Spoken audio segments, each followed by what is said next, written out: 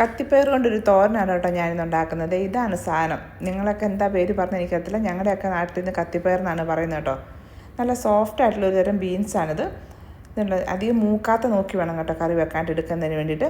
ഇങ്ങനെ ഇത് കണ്ടോ, നല്ലതായിട്ട് ഇളതായത് ഇങ്ങനെ ഉടിക്കുമ്പോൾ നന്നായിട്ട് അങ്ങ് ഒടിഞ്ഞു വരുന്ന ആ ഒരു പരുവത്തിലാണ് കേട്ടോ. ഈ ഒരു പാകമാണ് കേട്ടോ കറി വെക്കാനായിട്ട് ഏറ്റവും നല്ലത്.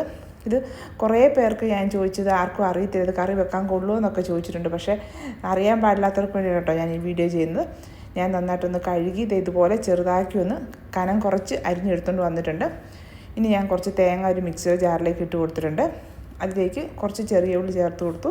പിന്നെ എരിവിന് ആവശ്യത്തിനുള്ള പച്ചമുളക് ചേർത്ത് കൊടുത്തിട്ടുണ്ട്. പിന്നെ ഇതിലേക്ക് ആവശ്യത്തിന് മഞ്ഞൾപ്പൊടി, കുറച്ച് ഉപ്പും കൂടെ ചേർത്ത് നമുക്കൊന്ന് അരച്ചെടുക്കാം. കുറച്ച് കറിവേപ്പില കൂടെ ചേർത്തിട്ടുണ്ട് കേട്ടോ. ഒത്തിരി അങ്ങോട്ട് അരച്ചെടുക്കണ്ട. നമുക്കറിയാം തേങ്ങയൊക്കെ ഒതുക്കി ഒന്ന് എടുത്താൽ മതി. ഇതുപോലെ ഞാൻ എടുത്തിട്ടുണ്ട്. ചെറുതായിട്ടൊന്ന് പൊടിച്ചാണ് എടുത്തിരിക്കുന്നത്. ഇനി ഒരു ഇൻഡാലിയത്തിൻ്റെ ചട്ടിയാണ് ഞാൻ വെച്ചിരിക്കുന്നത് കേട്ടോ. അതിനകത്തേക്ക് കുറച്ച് എണ്ണ ഒഴിച്ചു കൊടുത്തു. പിന്നെ എണ്ണ ചൂടായി വരുമ്പോൾ കടുക് പൊട്ടി വരുമ്പോൾ ഞാൻ കുറച്ച് കൂടുതൽ ചെറിയ ഉള്ളി ഇട്ട് കൊടുത്തിട്ടുണ്ട്. കുറച്ച് കറിവേപ്പില ഇട്ട് കൊടുത്തിട്ട് ഈ ഉള്ളി ഒന്ന് ട്രാൻസ്പെറൻറ്റ് ആകുന്നിടം വരെ ഒന്ന് വഴറ്റി എടുത്തിട്ടുണ്ട്.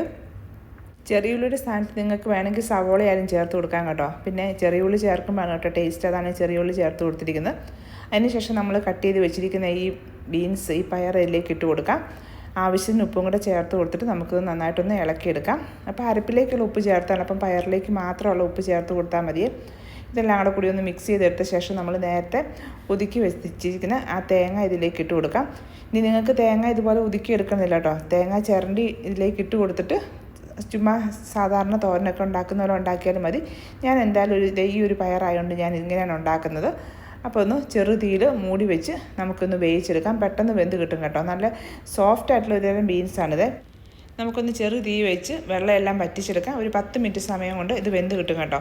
അപ്പോൾ ഒന്നും കൂടി ഒന്ന് മൂടി വെച്ചിട്ട് ഒന്നുകൂടി ഒന്ന് കുക്കാകാനുണ്ട്. അതിന് ശേഷം ഒന്ന് മൂടി തുറന്നിട്ട് ഒന്ന് ശരിക്കും ഒന്ന് ഇളക്കി ഇട്ട് കൊടുത്ത് തുറന്ന് വെച്ച് ഇതിനകത്തെ വെള്ളമൊക്കെ ഒന്ന് പറ്റിച്ചെടുത്ത് കഴിഞ്ഞാൽ നമ്മുടെ ഈ ബീൻസ് തോരൻ ഇവിടെ റെഡി ആയിട്ടുണ്ട് കേട്ടോ. ഇനി ഇതുപോലത്തെ ബീൻസ് കാണുവാണെങ്കിൽ മേടിച്ചിട്ട് ഒന്ന് കറി വെച്ച് നോക്കണേ.